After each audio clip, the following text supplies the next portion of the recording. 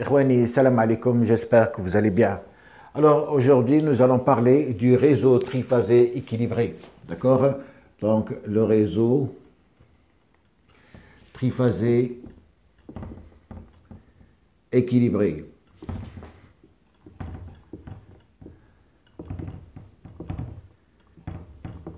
Donc jusqu'à présent, nous avons vu le réseau monophasé, d'accord, qui était constitué d'une phase et d'un neutre. Aujourd'hui, nous allons parler du réseau triphasé, d'accord, équilibré. Alors, le réseau triphasé équilibré, normalement, il est constitué, d'accord, de trois grandeurs V1, V2, V3, d'accord. Ces trois grandeurs sinusoïdales, ils ont, d'accord, la même valeur efficace, même valeur efficace, très important. Hein? Donc V1 égale à V2 égale à V3 égale à la valeur efficace V. Ils sont déphasés, déphasage l'une par rapport à l'autre, donc déphasage de 120 degrés, déphasage de 120 degrés, d'accord, les unes par rapport aux autres, les unes par rapport aux autres. Donc, si vous voulez, voilà, c'est-à-dire la condition principale, les deux conditions principales pour avoir un réseau triphasé équilibré. Il faut que, c'est-à-dire les trois grandeurs V1, V2, V3, d'accord, aient la même valeur efficace et qu'ils soient déphasés de 120 degrés les unes par rapport aux autres. C'est-à-dire que si je prends trois vecteurs V1, V2 et V3, donc ces trois vecteurs, normalement, ils ont la même norme, c'est-à-dire ils sont égaux, c'est-à-dire que V1 est égal à V2 est égal à V3, et vous avez l'angle, c'est-à-dire entre V1 et V2, il fait 120 degrés, voilà cet angle, il fait 120 degrés, ou si vous voulez, 2π sur 3, d'accord? Et l'angle, c'est-à-dire que si je prends toujours comme origine de phase V1 entre V1 et V3, il va faire c'est-à-dire ici c'est moins, ici c'est moins 120 degrés puisque le sens positif trigonométrique c'est ça. Donc je vais avoir entre V1 et V2 moins 120 degrés, c'est-à-dire moins 2π sur 3. Et entre V1 et V3, je vais avoir plus, d'accord, 120 degrés, plus 120 degrés, ou si vous voulez, 2π sur 3. Et bien sûr, je peux prendre, c'est-à-dire si toutefois je compte à partir de, c'est-à-dire l'angle entre V1 et V3, je peux le prendre de ce côté-là, d'accord, comme je peux le prendre de ce côté-là. Alors si je le prends de ce côté-là, je vais avoir, c'est-à-dire entre V1 et V3, je vais avoir cet angle, voilà, qui va faire, si vous voulez, 240 moins 240 degrés, ou si vous voulez 4π sur 3, moins 4π sur 3. Donc, V3 en avance de V1, je vais avoir 2π sur 3. V3 en retard de V1, je vais avoir moins 4π sur 3. C'est bon. Donc, voilà si vous voulez, hein, c'est-à-dire pour avoir un réseau triphasé équilibré, voilà les conditions, c'est-à-dire que je vais avoir la norme du vecteur V1 égale à la norme du vecteur V3 égale à la norme du vecteur V2, et je vais avoir un déphasage de 120 degrés, hein, c'est-à-dire entre les trois vecteurs les uns par rapport aux autres. C'est bon? Bien. Alors maintenant, je vais voir, c'est-à-dire, je vais écrire les expressions temporelles, d'accord, les expressions temporelles, d'accord, de ces trois vecteurs. Les expressions temporelles, comment est-ce que je vais pouvoir les écrire? D'accord, les expressions temporelles de ces trois grandeurs. Alors, je vais prendre V1 de t, d'accord? Alors, V1 de t, qui va être égal, comme on a vu, d'accord, lors des dernières vidéos, ça va être égal à la valeur efficace V, racine de 2, sinus oméga t, puisqu'on a pris V1, c'est-à-dire comme origine des phases. Et je vais avoir V2 de t, qui va être égal, toujours V racine de 2, sinus, d'accord, oméga t, et à ce moment-là, j'ai V2 qui est, c'est-à-dire positionné par rapport à V1 de moins 120 degrés, c'est-à-dire moins 2π sur 3, donc ici, moins, le déphasage est de moins 2π sur 3. C'est bon? Et j'ai V3 de t, d'accord, qui va être égal à la valeur efficace V racine de 2 sinus oméga t plus 2π sur 3. D'accord? Je peux également écrire que V3 de t est égal à V racine de 2 sinus oméga t moins 4π sur 3. Mais je préfère mettre toujours, c'est-à-dire le déphasage de 120 degrés, c'est plus simple et ça montre que, c'est-à-dire V2, elle est déphasée de moins 2π sur 3 et V3 déphasée de 2π sur 3, toujours par rapport à V1. Donc voilà les expressions temporelles, si vous voulez, des trois grandeurs V1, V2, V3 dans un réseau triphasé équilibré. C'est bon?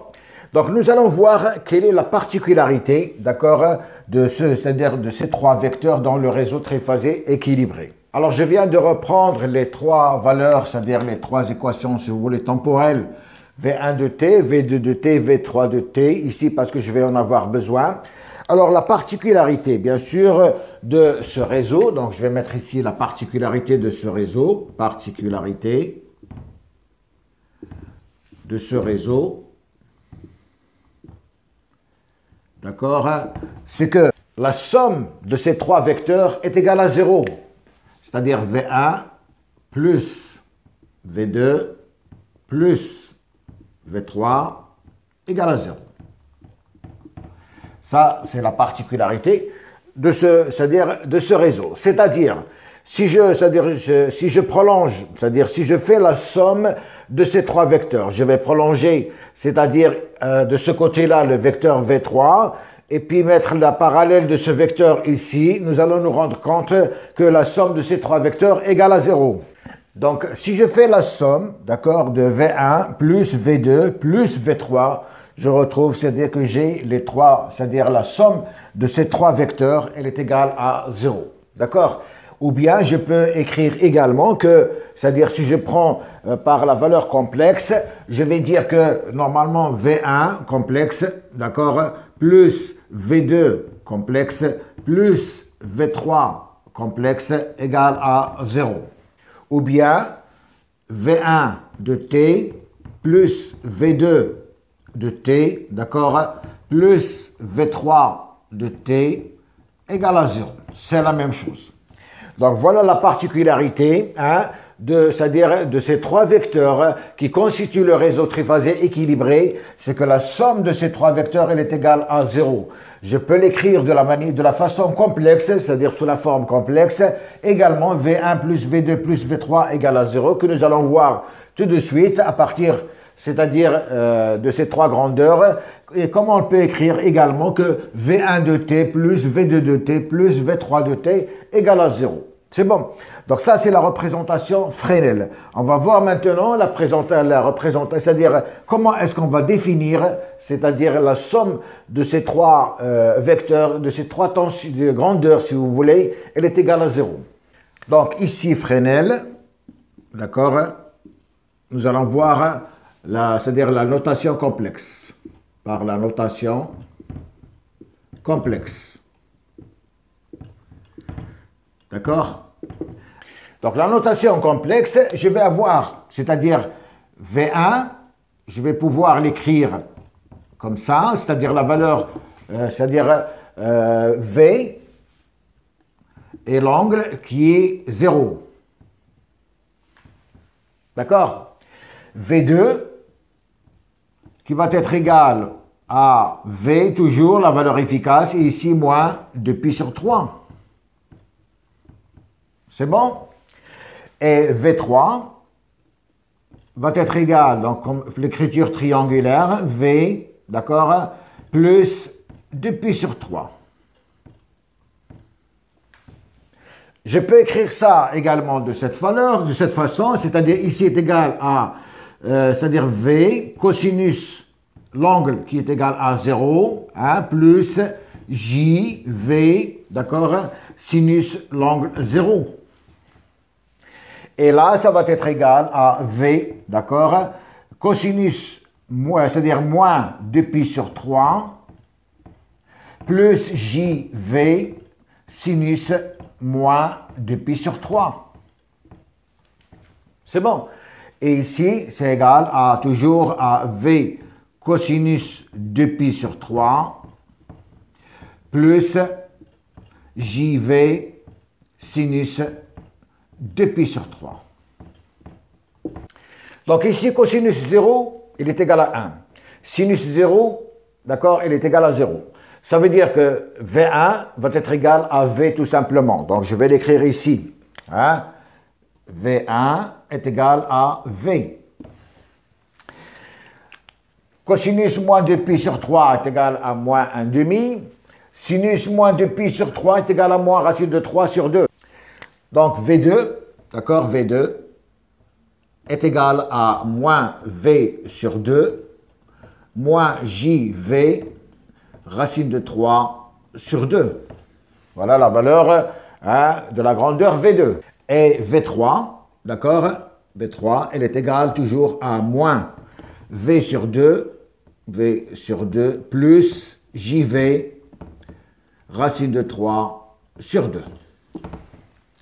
Donc voilà, c'est-à-dire en écriture, ici bien sûr complexe, en écriture complexe, d'accord, voilà les valeurs de V1, V2 et V3. Alors bien sûr, si je fais la somme de tout cela, qu'est-ce que je remarque? Je remarque ici que j'ai moins JV racine de 3 sur 2 plus JV racine de 3 sur 2. Ça veut dire que ces deux termes, ils vont s'annuler, d'accord? J'ai également, c'est-à-dire moins V sur 2, moins V sur 2, ça fait moins 2V sur 2, d'accord? Et 2 sur 2 va s'éliminer, il va rester V moins V, donc ça veut dire que, les trois grandeurs, V1 plus V2 plus V3 égale à 0. Donc je vais l'écrire ici, je vais reprendre ici, d'accord? Alors, c'est-à-dire, ici j'ai, alors V1 plus V2 plus V3, je vais avoir V, d'accord, moins V sur 2, moins JV racine de 3 sur 2, d'accord, plus, ici également j'ai moins V sur 2 et plus JV racine de 3 sur 2. Alors, les deux termes ici vont s'annuler, ces deux-là vont s'annuler. Il va me rester, bien sûr, V, il va me rester V moins 2V sur 2, d'accord? Donc 2 avec 2 s'élimine et tout ça égale à 0. Hein? C'est bien ce qu'on a trouvé ici, c'est-à-dire que la somme de ces trois grandeurs, elle est égale à 0. Donc ça, c'est une autre particularité qui va s'ajouter, si vous voulez, au réseau triphasé équilibré. Donc je vais l'écrire ici, c'est-à-dire cette particularité importante. Donc j'ai ici, alors V1 de T plus V2 de T plus V3 de T égale à 0. Hein?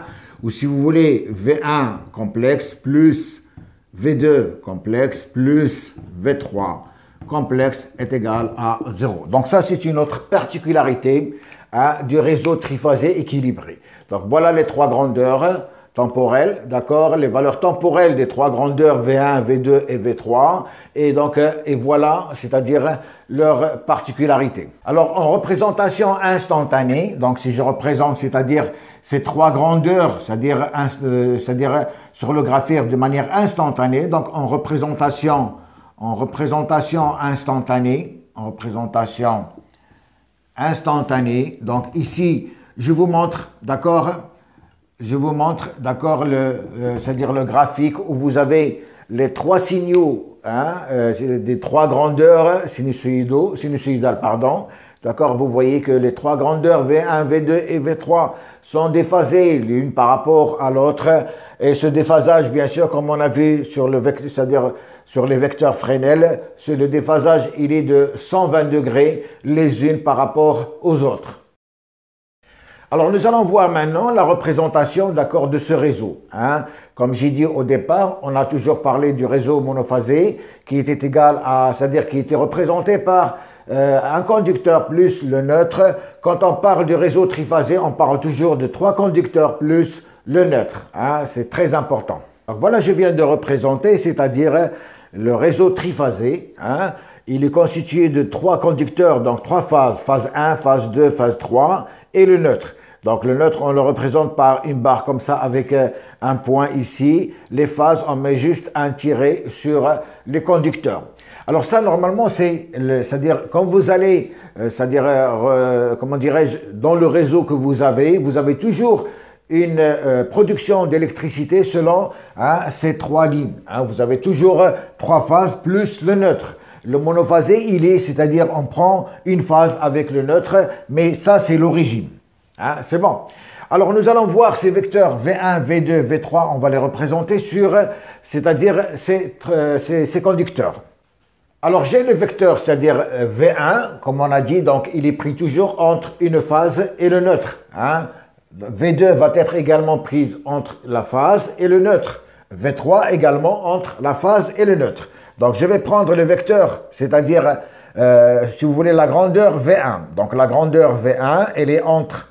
Donc, je vais la prendre. Je vais prendre cette grandeur V1. Elle est entre la phase 1 et le neutre. Voilà la grandeur V1. Donc, la grandeur V1. V1, voilà. V1 entre, c'est-à-dire le neutre et la phase 1. Alors, V2, il est entre la phase 2 et le neutre. Hein? V2, le voilà.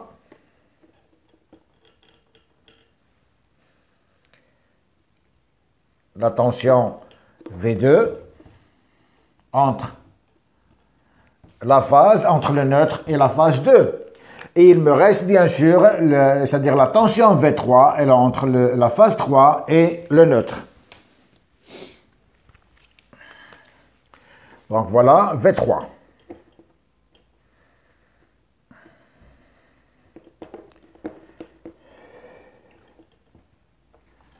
V3.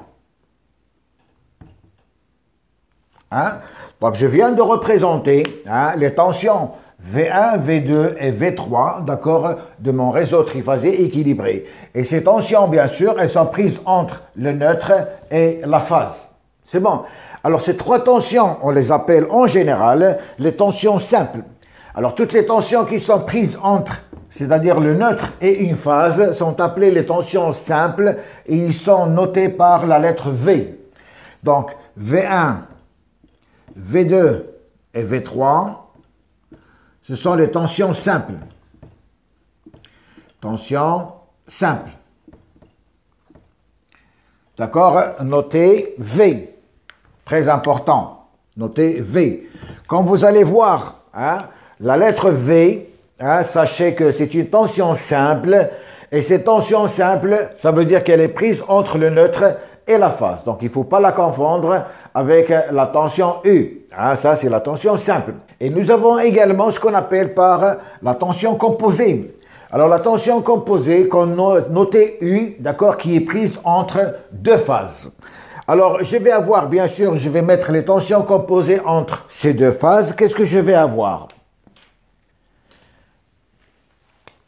Alors, entre la phase 1 et 2, entre la phase 1 et 2, d'accord, je vais avoir la tension composée U, U1, 2, d'accord, je vais avoir la tension composée entre la phase 1 et la phase 2, que j'appelle U1, 2.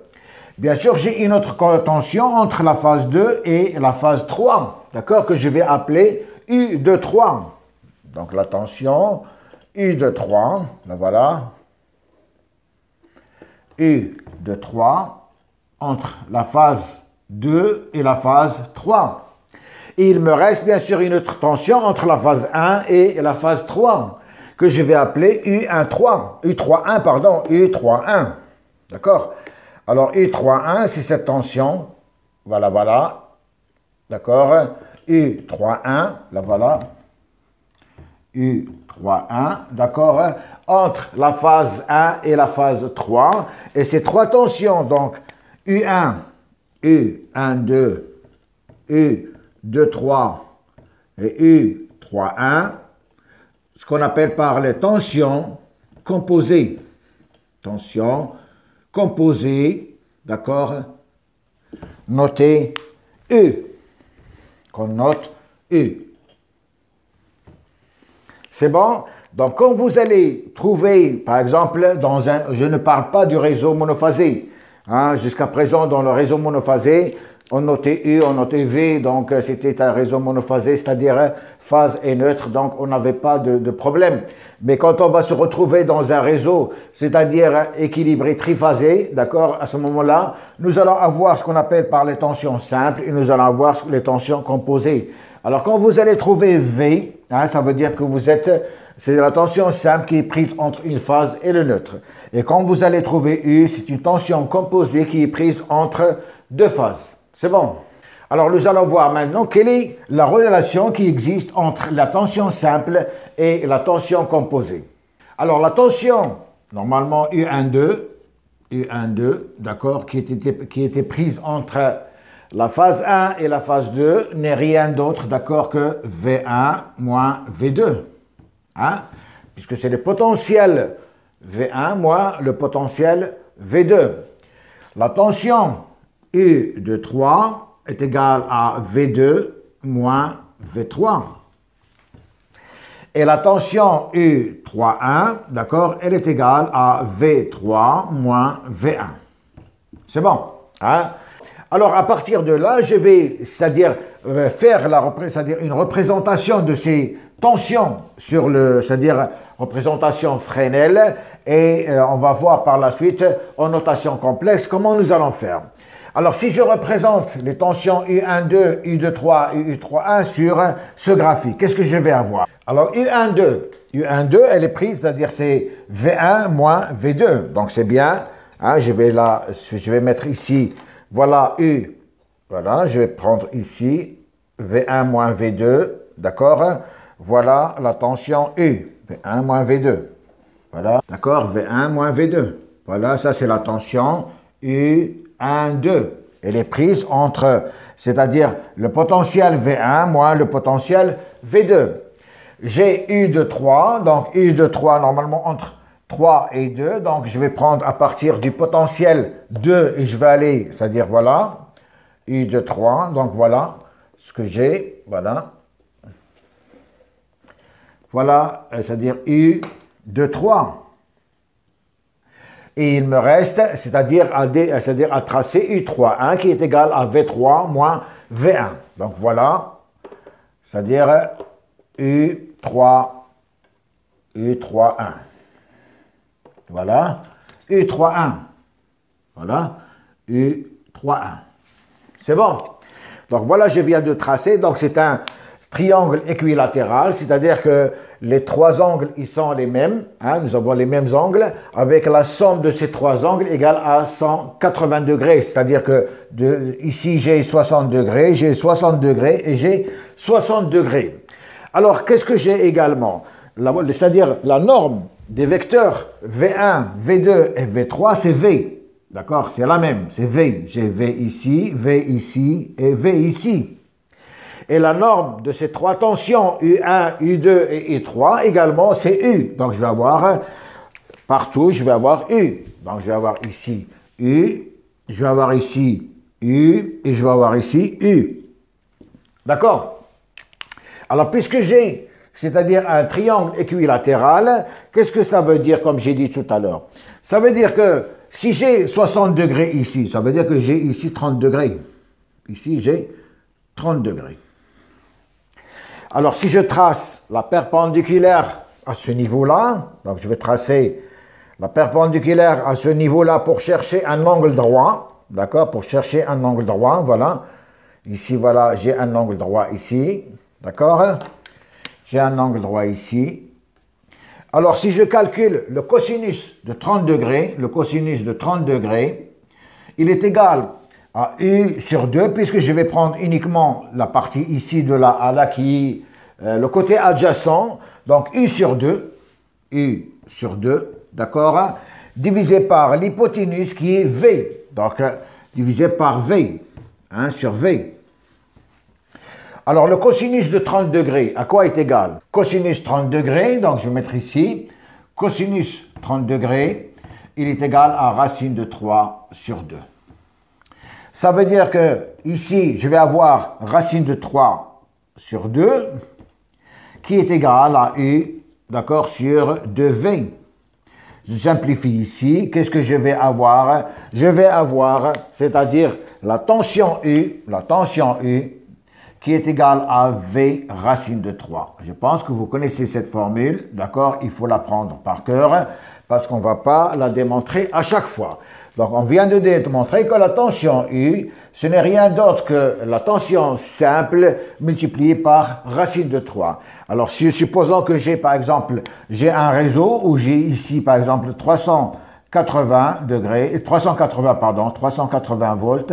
À ce moment-là, je vais avoir V comme tension simple, elle va être égale à 380 divisé par 1,73 et je vais trouver une tension simple égale 219,6, donc à peu près 220 volts. Voilà, 220 volts. D'accord?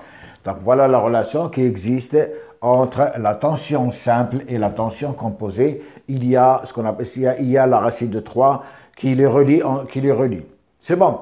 Alors on peut également faire cette démonstration à partir des nombres complexes. Donc on va voir tout de suite. Donc en valeur complexe, donc nous allons avoir U12, d'accord, U12, qui est égal à V1 moins V2, d'accord, U23 qui est égal à V2 moins V3, d'accord, et U31, d'accord, qui est égal à V3 moins V1.